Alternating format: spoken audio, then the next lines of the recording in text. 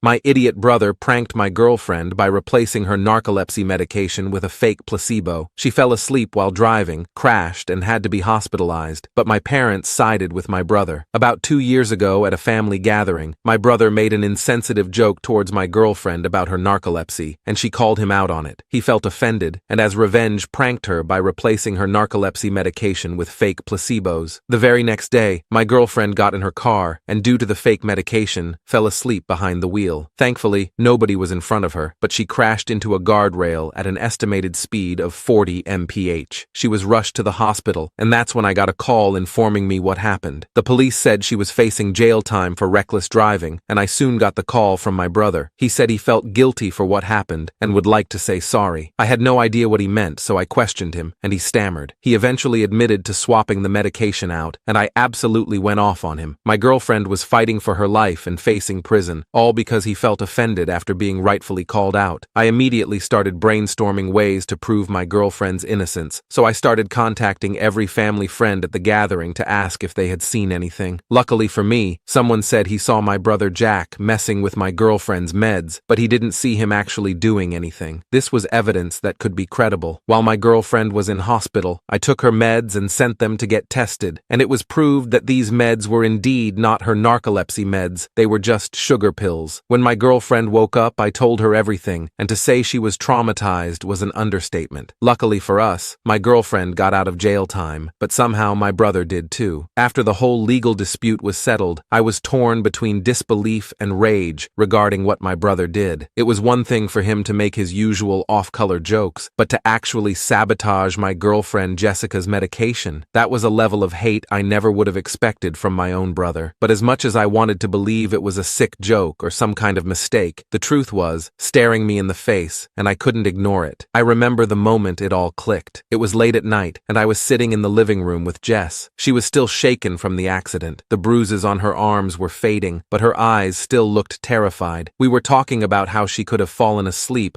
despite taking her medication as prescribed, and I could see the fear in her eyes. She feared not being able to trust her own body anymore. I still didn't want to believe that my brother did this to her, but there was no denying the truth. He was angry that she had called him out in front of everyone, so he decided to teach her a lesson that nearly cost her her life. That night, I couldn't sleep. I kept running through every memory I had of Jack. I thought about the times we'd spent together as kids, the stupid pranks we pulled on each other, the arguments that always ended with us laughing. But now, all I could think about was how he could have unalivered the woman I love, all because he couldn't handle being called out for his behavior. The next day, I decided I needed to confront him. I couldn't just let this slide. I needed to hear from his own mouth why he did it, and if he even understood the gravity of what he'd done. So, I drove over to his apartment. My heart pounded in my chest from nerves and anger the entire way. I didn't know what I was going to say, but I knew I couldn't let him get away with this. When I got there, Jack opened the door with his usual grin, like nothing was wrong. But as soon as he saw the look on my face, his smile faded. He knew why I was there. I immediately asked him if he messed with Jess's medication. He didn't answer at first. He just looked at me, and his eyes darted around. This was the first time in this whole debacle I had confronted him like this, because every other time I was too busy either staying at my girlfriend's hospital bed or trying to prove that he did it. I never had the time to just confront him like a man. He stood there blankly, then sighed and admitted what he'd done. He said he wanted to scare her and make her think twice before mouthing off again. He hadn't just scared her, he almost took her life from her. He claimed that it wasn't supposed to go that far and eventually apologized, but I couldn't take it anymore. Sorry, didn't cut it. I told him what he did was unforgivable. He told me I was selfish for cutting him off for one mistake and tried to convince me that I was overreacting. I couldn't keep him in my life after this. I turned, walked out of his apartment, and slammed the door behind me. I didn't trust myself to stay in that room for another second without doing something I'd regret. As I drove home, my mind was racing. When I got back to our place, Jess was waiting for me, her eyes red from crying. I sat down next to her and told her what I just did. She didn't say much. She just nodded and stared at the floor. I could see how much this hurt her and how betrayed she felt. It wasn't just the fact that Jack had tampered with her meds. It was that someone she trusted, someone who was supposed to be family, had done this to her. That night, we decided we needed to step back from everything, from Jack, my family, and all the drama. We needed time to process what had happened and figure out how to move forward. We agreed to cut contact with Jack completely. There was no way we could have him in our lives after what he'd done. But cutting ties with Jack Jack wasn't as simple as we'd hoped. When my parents found out what had happened, they were furious. Not at Jack, but at us. They called me to come over to their house to talk, and I brought Jess with me. Before I could get out a word, they started fussing. They couldn't believe we were turning our backs on family over what they called a stupid mistake. They kept saying that Jack didn't mean things to go so far,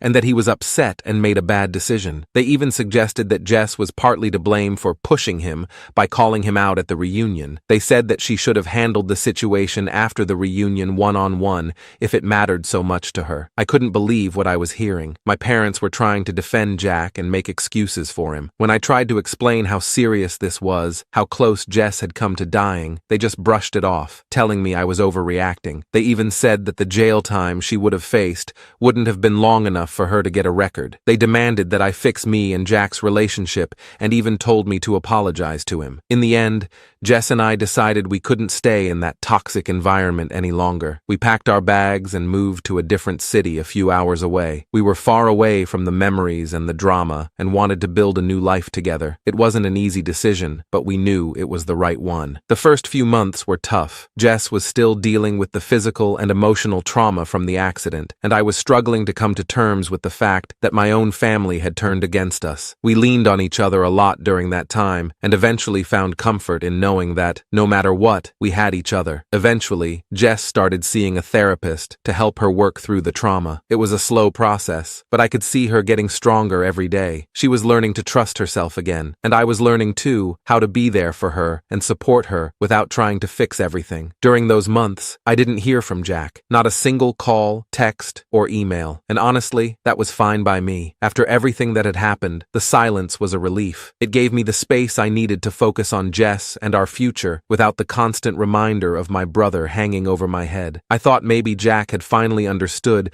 that what he'd done was unforgivable, that there was no coming back from it. Then, out of nowhere, I got a call from him. I was at work, in the middle of a meeting, when my phone buzzed in my pocket. I looked down at the screen, and my heart skipped a beat when I saw Jack's name flashing there. For a second, I just stared at it, frozen. I hadn't expected to hear from him, especially not after all this time. The last thing I wanted was to deal with this in the middle of the day. I let it go to voicemail. I'd done everything I could to shut that chapter of my life, to put it behind me. But there he was, trying to claw his way back in. When the meeting finally ended, I slipped into an empty conference room and pulled out my phone. There were 3 missed calls from Jack and a voicemail waiting for me. My hand hovered over the play button, hesitating. I wasn't sure if I was ready to hear his voice again, or if I could handle whatever excuse or apology he was about to throw at me. But curiosity got the better of me, and I pressed play. He said he was sorry and wanted to explain. He sounded very desperate, but the more messages he left, the more I felt the walls I'd built around myself starting to crack. Jessica and I felt like we were healing, and since we were in a new city, we didn't have to worry about Jack messing up our new lives. In the end, I let the calls go unanswered, and the voicemails piled up in my inbox. It was the hardest decision I'd ever made, but it was the only one I could live with. So, I silenced my phone and got back to work. Life moved on, and so did I. And as the days passed, the calls slowly stopped. My parents, on the other hand, were relentless. They kept calling, leaving messages about how I was tearing the family apart and how I needed to come to my senses and make amends with Jack. In the end, I had to make a hard decision. I blocked their numbers and cut off all contact. It hurt like hell, but I knew it was the only way Jess and I could move forward. We needed to focus on ourselves and our healing without the constant pressure from my family. Slowly, but surely, things started to get better. Jess was progressing in therapy, and we were adjusting to our new life in the city. We found a nice apartment and made some new friends. We talked a lot during those days. We made a promise to each other that we would always be honest and always communicate, no matter how hard it was. That promise became the foundation of our relationship, the thing that kept us strong even when everything else felt like it was falling apart. Of course, there were times when I missed my family. Holidays were especially hard, knowing that everyone was together while Jess and I were alone, but I knew that going back wasn't an option. A year passed, then 2, and slowly, the pain started to fade. Jess and I found our rhythm. We traveled, explored new places, and made new memories, and with every new experience, the past felt a little further away. But just when I thought we were finally in the clear, something happened that brought it all rushing back. It was a cold day in December when I got a letter in the mail from my parents. I almost didn't open it. Part of me didn't want to know what they had to say, but curiosity got the better of me. The letter was long, filled with apologies and explanations, but the gist was this: they wanted to see us, talk talk things out and try and rebuild our relationship. At first, I didn't know what to think. I wanted to believe they were sincere and that they'd finally come around and understood why we'd had to leave. But another part of me was skeptical. Was this just another attempt to sweep everything under the rug and pretend nothing had happened? Jess and I talked about it for a long time. She was supportive as always, telling me that whatever I decided, she'd be there with me. In the end, I decided to give it a shot. I wasn't sure if I could ever truly forgive them, but I was willing to hear them out. We arranged to meet at a small cafe in the city where Jess and I had made our home. I was nervous as hell. My heart pounded as I walked through the door. But when I saw my parents sitting there, looking older and more worn than I remembered, some of that anger melted away. The conversation was awkward at first. My parents apologized for not supporting us and not understanding how serious the situation was. They admitted they'd been wrong to side with Jack initially. It wasn't everything I needed to hear, but it was a start. And in that moment, I realized I didn't need their approval or their understanding to move forward. Jess and I had built a life together, a strong, beautiful life, and that was enough. But if my parents were willing to be a part of that life, then maybe we could find a way to move forward together. As we left the cafe that day, I felt lighter, like a weight I didn't even know I was carrying had been lifted off my shoulders. Jack never reached out again, and I'm okay with that. I didn't need another apology from him, and I didn't need him in my life.